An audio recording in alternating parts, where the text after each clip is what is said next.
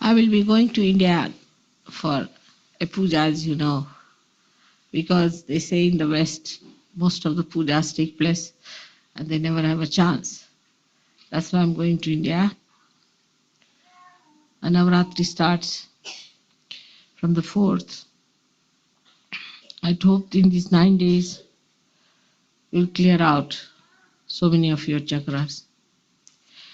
Of course, I'll be working on them, but you have to also cooperate.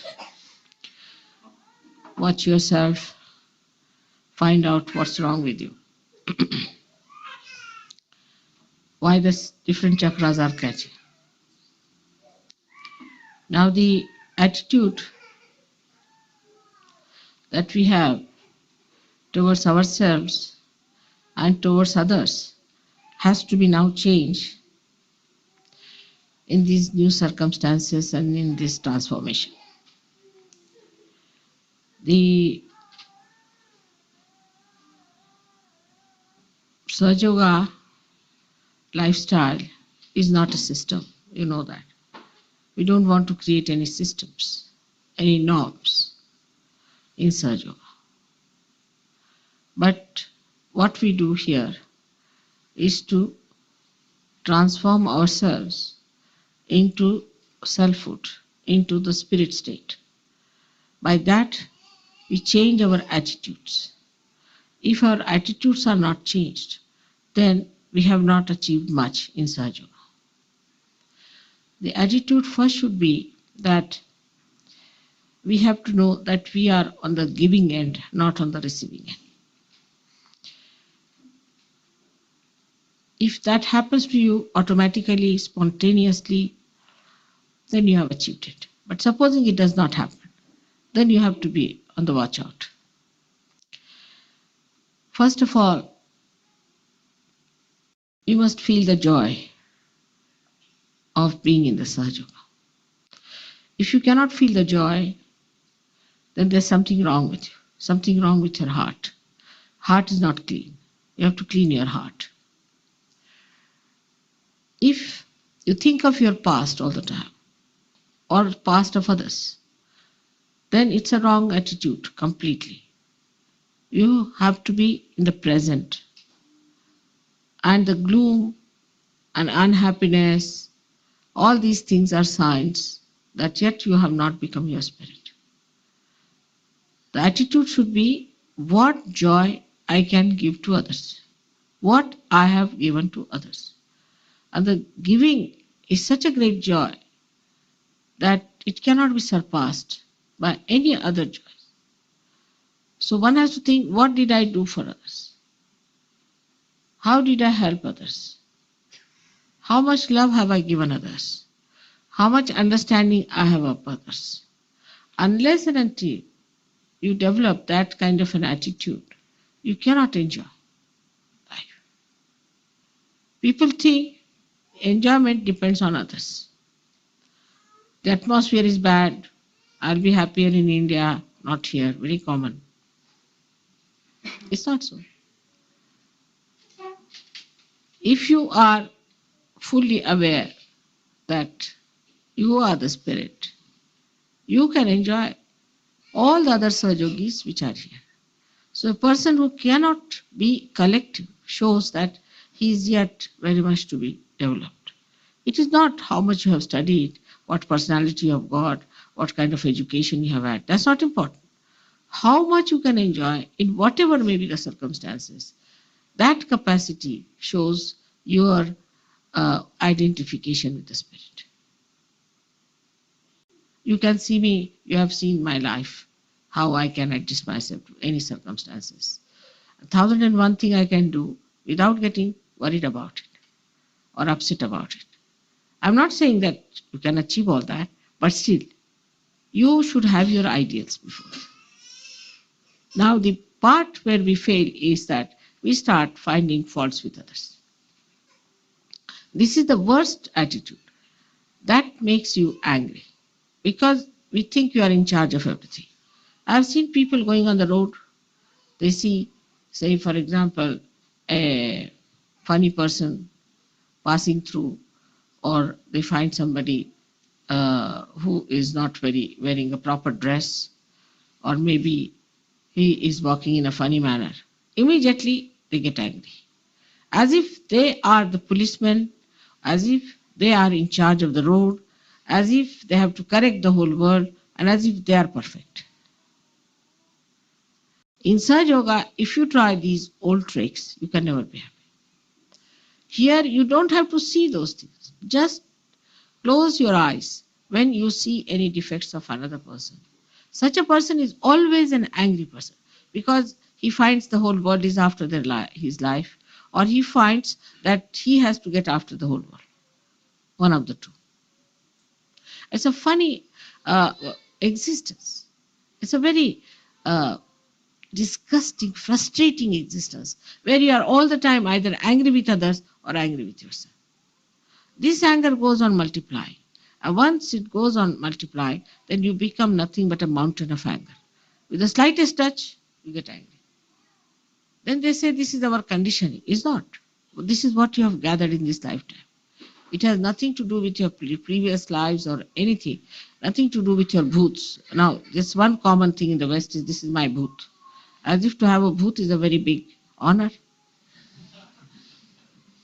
In India, nobody would say that. Nobody would accept they have a bhoot. Because to say you have bhoot means you are a nonsensical person. How could you have a bhoot? That means there's something definitely wrong with you. You're a weak person. There's something missing in you. So one has to understand the attitude towards life is to be like this, that you give others joy, not find faults with others. This attitude has to be completely changed of finding faults with others. Now, finding faults with yourself is also not necessary because every day you are changing. Every day you are blossoming. Every day you are evolving. So it doesn't help to find faults with yourself. Like many people tell me that, mother, I'm a very miserable creature and I don't know what to do with myself and this and that. And I've been always like this. I've been always an unhappy person. What is the need to be like that? If you have been like this, you have been stupid fool. That's what you have been. By God's grace, you have everything. What is there to be miserable like that? From your childhood, I've been like this. So what? If you have been from childhood, you have been a stupid fool. That's what. It doesn't give you a better place in society if you say it is from my childhood. Get rid of it. So complaining like this all the time, that you see I'm good for nothing, I'm a failure, I cannot fit into this. We have no norms, I have told you. We have no norms. We have no systems. There's nothing like it should be a Georgian house or it should be a Victorian house, and if it is not, then it is fussy. That's not in Sahaja. There's no pattern set for Sahaja. But what is said is that you are the spirit. You are free people. You are yogis. You are kings. Not like these modern kings where even their dress is decided by parliament. You are free. You are free people to understand what makes you happy and what makes others happy. So respect the freedom of others. To be overpowering on someone, to all the time say, oh, this is it, asking 100 questions, not necessary. I've seen myself, people torture me like this. Like I went to a place, say there's a lady who comes to look after me, very sophisticated. So she'll ask me, Mother, will you sleep on the right side or the left side? I said, I don't know. What? Why was it necessary? No, I would like to know which side I should place the lamp. I said, whichever side you place, I can turn around and put it on. Then she'll ask which side, which soap, which hand you use for the soap. I said, whichever is needed. What is so great? She said, but then I should have put it on the left or the right. I mean, I'm not a machine that I go to the left only. I can go to the right as well. And she pestered my life. I told her that, please, will you please now do not make me into a computer. Will you please go and leave me alone? I can manage myself. So this kind of a system we don't have. We are not to computerize ourselves. We are free people. This is one thing we forget. We are free people. When we are free, we respect the freedom of others. And we enjoy their freedom as we enjoy our own freedom. This is very important principle of Sahaja, that you do not put your things onto others. Now, for example, it's a very common thing. I can see your vibrations, you're very bad. That's no good. If you feel somebody's vibrations are bad or anything, try to be away from that person. It's different. But you need not say that to that person, because that curbs the personality of that person. That person feels her. And then that person goes to another person and say that, all right, I can see the vibrations. You have very bad vibrations. Then it will say to the dog, it will say to anything. That's not the way to make it cheap like that. You shouldn't talk like for vibrations so cheaply. Let me see your vibrations. You are not to judge others' vibrations. Better judge yours. Have you understood your own vibrations? Have you corrected yourself? But that doesn't mean, again, you condemn yourself. Mother, I've been catching throughout my left agya what to do. Why can't you get rid of it? It's very simple. Left agya is the easiest thing to get rid of. You know the mantras, you know what to do. You can get rid of it. But no, you see, that's a kind of an indulgence. Also, some people are, oh, I've got a left agya, then everybody should worry about that person, sympathize with that person, bring candle, burn his clothes, burn him, burn everything.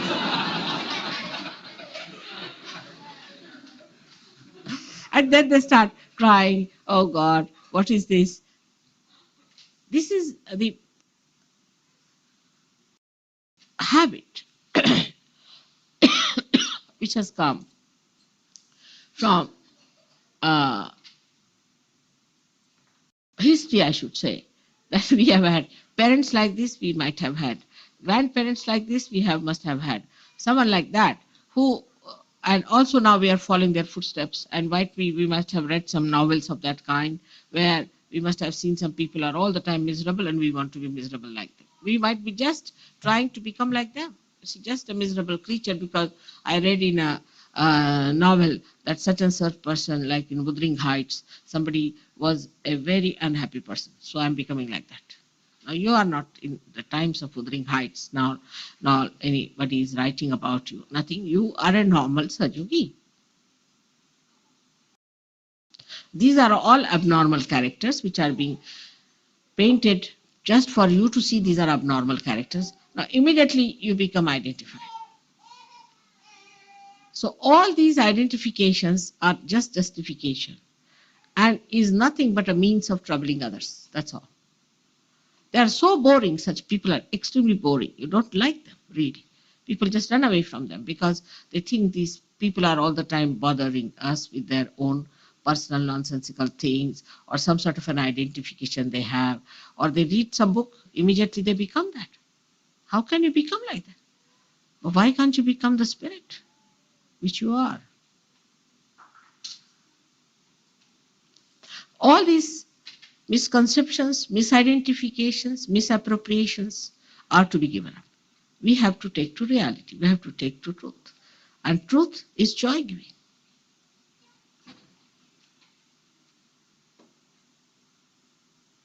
Now, the word, as I said, problem is a recent word in English language. They never had it before. I tell you, in geometry only we used to learn when I was young. In geometry only there was a problem. We never had a problem otherwise. Now there's a problem. This is not a thing one can eat. This can be soaked. Who brought this one? This is too much. To expect me to eat this, eh? It's rather too much. Hard boots, I must say.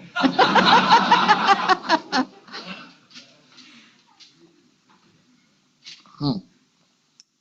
So now, so when we laugh, we should laugh aloud. Open. We are free people. Now, there should not be a laughter which is signed by some Elvis Presley or someone that you should smile like this, only 2 teeth must be seen, and this should not. That's not for surgeries.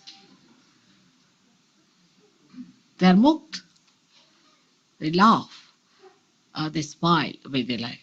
But what I find is so many people, you see, just to show me that they're very happy, are just grinning at me. I say, what's this? Is a booth grinning or you are grinning at me? Which one is? So, you see, it's a natural, spontaneous, bubbling joy that should be seen on the faces of surgery. Now, if you want to take, say, a simple example, I'll tell you, I went one day climbing up a very high hill with my son-in-law and daughter. And there was a big temple there, so we had to go there. It's called as Palitana. And by the time you go there, you really get absolutely sick because 3 miles you have to walk and go. So we went and sat down, we sat down. And then suddenly I saw all the beautiful elephants. They were made in the stone. And every elephant has a different type of a tail twisted. When my son-in-law and my daughter-in-law were absolutely fed up, and they were sitting there somehow waiting for the water to come in. And I said, look at these elephants. You see how they have done it? Every tail is differently twisted. He said, Mommy, this is the limit at this time. How can you see the tails of the elephants?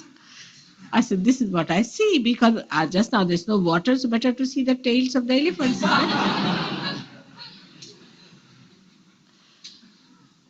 And that's how you feel better, you feel younger, you feel happier, you feel dynamic, you can do 10 things without bothering us.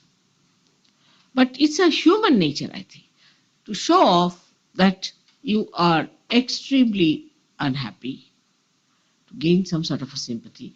That little work you will do, and 10 times you will tell that, oh God, I went down to the shop, and then I climbed up, and then I went to the counter, and then I bought this, and then I had to pay the money, then I had to...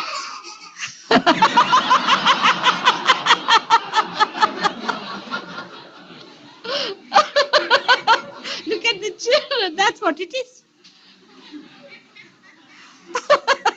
Children are enjoying it because they know they do like this. All this nonsensical things need not be done at all. It has to be a very simple, joyous thing, which should be said, you have brought something, just all right, give it nicely, happily. You don't have to say, I did this, I better not give, Baba, keep it with yourself. It's like that. So, every time I'm going, I have to give you some sort of a message. And this time is that you enjoy yourself. Every time I say the same, enjoy yourself. I hope you understand why I say that. It's a mantra. It's the mantra today, that enjoy yourself. Yourself, your spirit. Enjoy your spirit. In Niranand, you should drench yourself into that. You will be surprised, all so-called problems, all so-called pressures, all these things just will die out. It's your only mental conception, your mental ideas, and the forms and systems from which you are coming out. That's why. You have certain ideas about people, which is not true. They are all evolving, they are all coming out of it. Even the societies which are not Sahajogis, are changing around you. You are the one who are changing all these things. You see, like a little child, one little child, when he runs, he makes you so happy. That much is sufficient to make you happy. In the same way, so many Sahajogis in England should change the society of England, no doubt. But let us see how much we have transformed, how much dynamism we have. Now, I have no problem as usual, but there's one thing that you could call a problem for England is Shudi camp. Now, Shuddhi camp to become Shuddhi camp needs people to work it out. But those people who have some talent should go, not everybody for a picnic. Still, it is not ready for picnic. It is ready for some work. People who want to go should enlist their names with Gavin or someone, or I think Dr. Spiro can look after that side. And you inform them that we would like to go and we can do this work. Go there and work it out. And I'm sure it will be ready very soon for us to have picnics. But before having picnics, we have to work. And working itself is a picnic. Working itself is a picnic if you know how to enjoy it. Everything is picnic. Everything is enjoyment. Nothing is a pressure for you. Nothing is a dull thing for you. Nothing of the kind. So you are the one who can make the whole country very joyous and the whole world very joyous. May God bless you.